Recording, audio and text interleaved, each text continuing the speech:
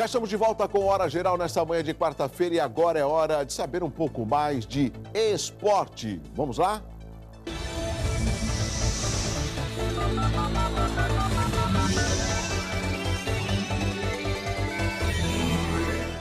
A equipe sub-20 do Santos deu mais um passo em busca do bicampeonato da Copa do Brasil da categoria.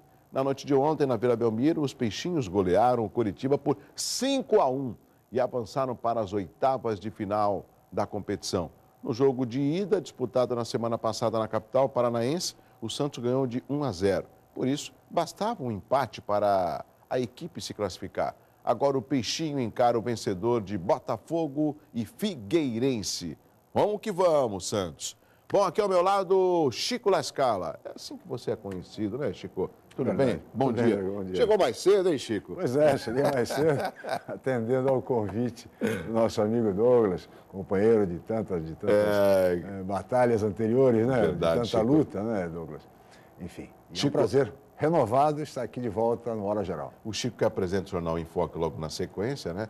E eu prometo que antes do Chico se despedir no final do programa, ele já vai antecipar quem é o convidado no programa de hoje. Mas, por enquanto, o Chico fica aqui no Hora Geral. Chico, eu fiz questão, pedi até para o Marcão deixar a manchete do Jornal na Tribuna para a gente colocar não só em destaque, mas também mostrar para os telespectadores. Candidatos da região perdem 30% dos votos. Sim. Chico, me corrija, é uma porcentagem significativa que poderia aumentar a nossa bancada. Sim. O que você acha que esse índice tão alto de abstenção e, por consequência, a perda desses votos? Olha, Douglas, de fato, essa é uma questão que preocupa a todos nós. O próprio desempenho da região, de eleição para eleição, vem diminuindo. Né?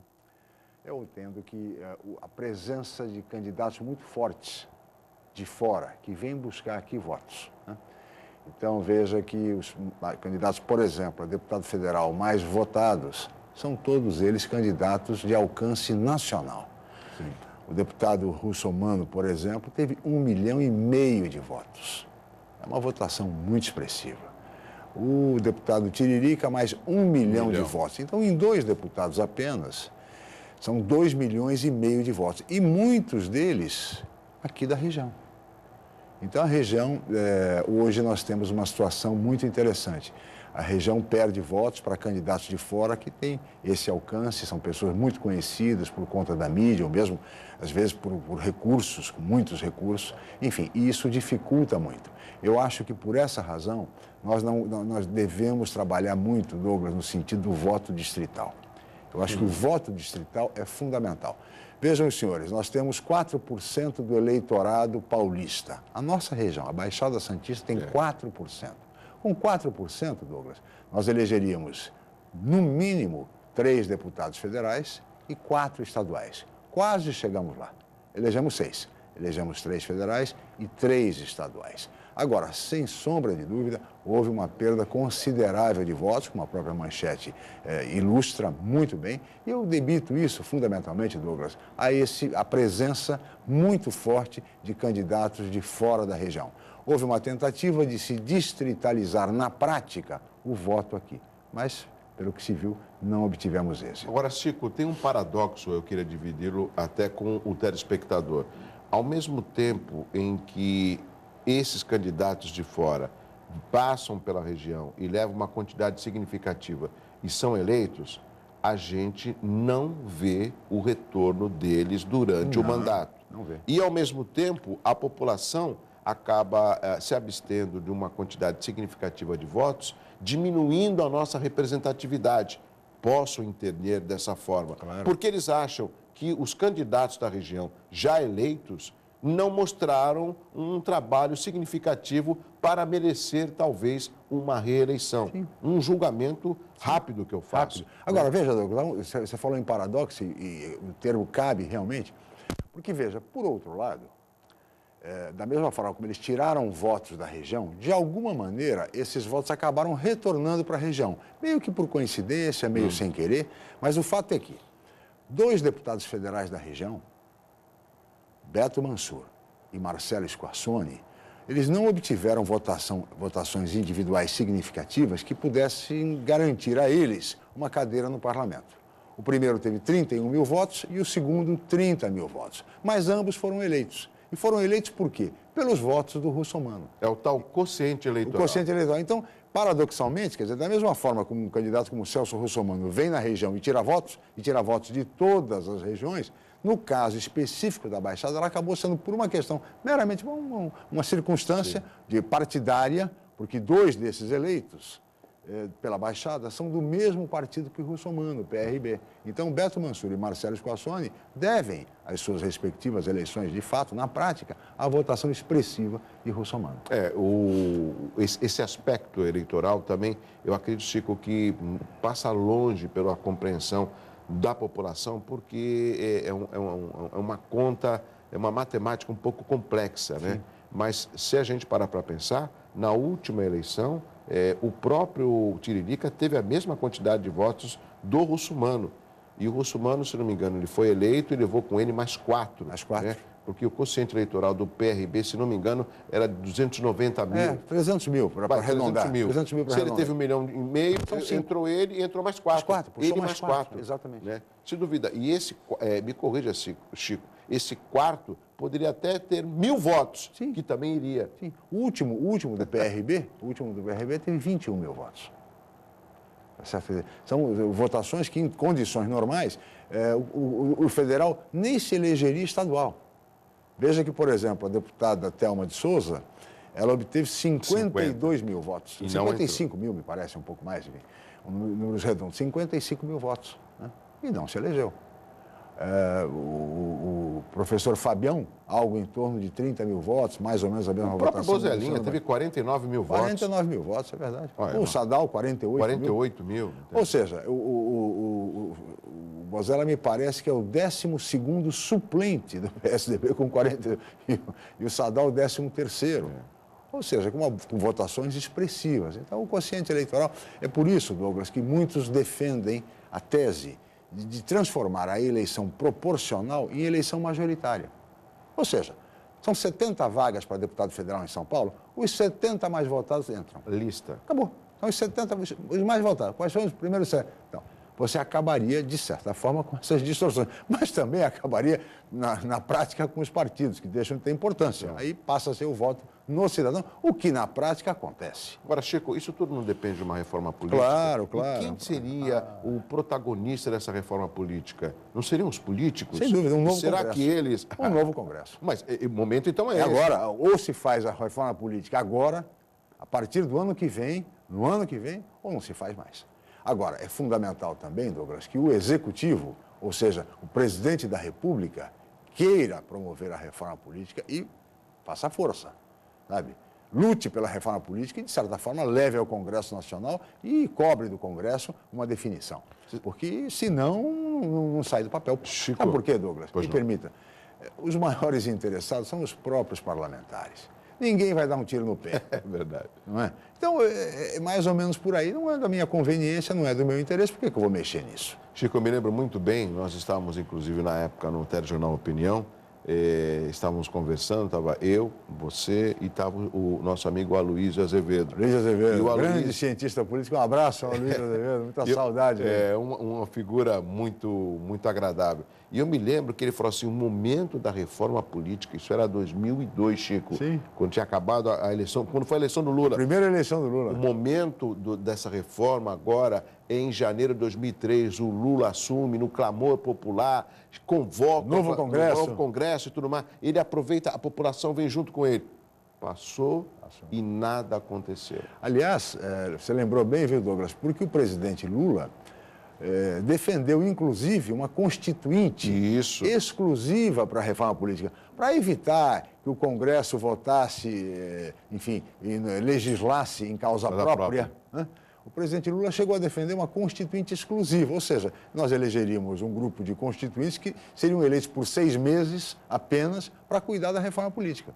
Seria um grupo de notáveis, né? De notáveis, enfim, pessoas que só se apresentariam, juristas e tal. Não teve êxito. Não teve êxito. Constituinte exclusiva. O próprio presidente Fernando Henrique também havia tentado algo semelhante, também não teve êxito. Ou seja, é muito difícil essa luta no Congresso Nacional. E o que se vê, Douglas, é que ela vai ser aos poucos, por partes. Veja que por exemplo, o presidenciável Aécio Neves, assim como Marina Silva, defendem o fim da reeleição.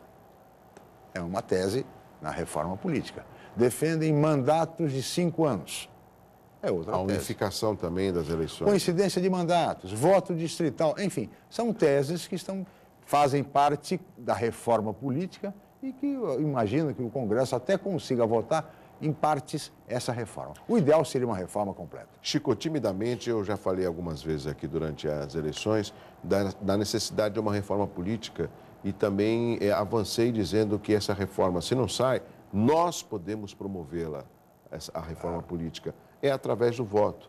E, sinceramente, eu como jornalista e você também, eu fiquei decepcionado com o resultado das urnas e com esse grande número de abstenção. Porque, Chico, eu sempre falo, tem política na sua casa, na minha casa, no trabalho, na escola, em todo lugar tem política. E é através da política que a gente consegue transformar, mudar, melhorar, principalmente o município onde as pessoas vivem, né? Claro. E quando essas pessoas acabam desprezando essa única arma da transformação que é o voto, isso me preocupa. Se a gente pegar aqui em 2012, na Câmara de Santos, teve uma renovação de 51% dos vereadores. Por quê? Porque a população se viu na obrigação de mudar, de renovar, e houve essa mudança. Isso aumenta a responsabilidade dos novos vereadores que foram eleitos para trazer a discussão aqui para o município. E com relação à Assembleia, a gente não vê nenhum nome que foi reeleito. Nós temos estadual, o Cássio Navarro, o Caio França e o Paulo Correia. Eles não eram deputados. Não.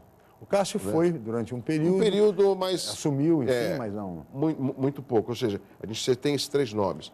Agora, federal, só o Beto Mansur que conseguiu. Só o Beto conseguiu. Agora, veja, Douglas, há um outro aspecto também que nós temos que ponderar.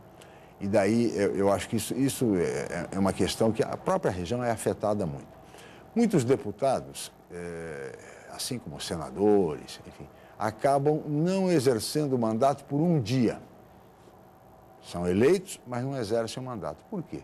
Porque vão ser ministros, vão ser secretários de Estado e abandonam, ou pelo menos se licenciam, dos respectivos mandatos. O suplente que assume, normalmente, é um suplente de fora, de outra região. Sim. Aconteceu isso conosco na última legislatura. Nós elegemos 4 deputados estaduais na última.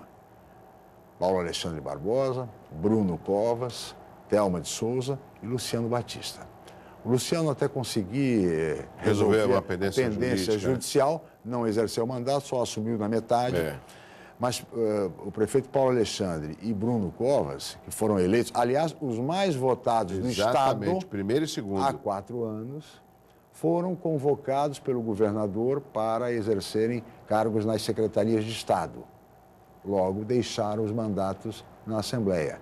Foram substituídos por deputados de outras regiões. Descompromissados com a nossa região, então, esses suplentes. Veja, nós ficamos boa parte da legislatura passada apenas com uma deputada, a deputada Thelma de Souza. O mesmo no Congresso Nacional, porque elegemos 2, Beto Mansur e Márcio França. E o deputado Márcio foi, durante uma boa parte do mandato, secretário de Estado de Turismo do Estado de São Paulo. E ficamos boa parte, portanto, da legislatura anterior com apenas 2 deputados, Thelma e Beto Mansur.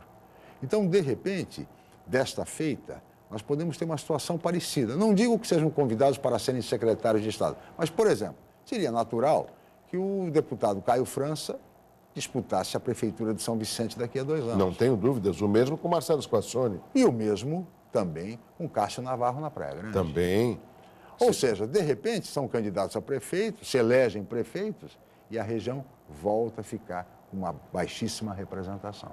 Essa análise do Chico... Essa é uma questão que as pessoas têm que ponderar. Esse é um compromisso que, de um modo geral, os eleitos devem assumir com os seus eleitores, o de cumprir o mandato. Afinal, foram eleitos para isso. Né? Então, essa é uma questão. O mesmo vale para o Senado da República. Você acha que o Serra, daqui a 2 anos, não vai ser candidato a prefeito de São Paulo, por exemplo? O ministro... O ministro, exato, com uma suposta eleição do Aécio. O senador Serra, ele já foi senador por São Paulo. As pessoas não lembram muito disso, mas ele já foi senador. Foi eleito senador no governo Fernando Henrique. Na primeira parte do mandato de Fernando Henrique, ele foi ministro do Planejamento. E no segundo mandato ele foi ministro da Saúde. Ou seja, não foi senador. O senador foi um suplente. Da mesma forma como hoje, a senadora Marta Suplicy não exerce o cargo de senadora. Ela foi eleita na última, junto com a Luísa Nunes. Não exerce o cargo. Ela é ministra da Cultura. Né? Quem exerce o cargo é um ex-vereador de São Paulo, Antônio Carlos Rodrigues. Chico, esses seus questionamentos e esses seus relatos, eles são reais, procedem, mas eu não vejo a preocupação da população nesse entendimento, sendo que o principal personagem é a população. E aí cabe uma atitude ética dos nossos representantes quando conquistam, quando chegam a um cargo após uma eleição. É o compromisso com a população. Rápido intervalo, na sequência tem perguntas e o Chico Lascala vai responder as perguntas pelo 3041-6777. Eu volto já, é rápido.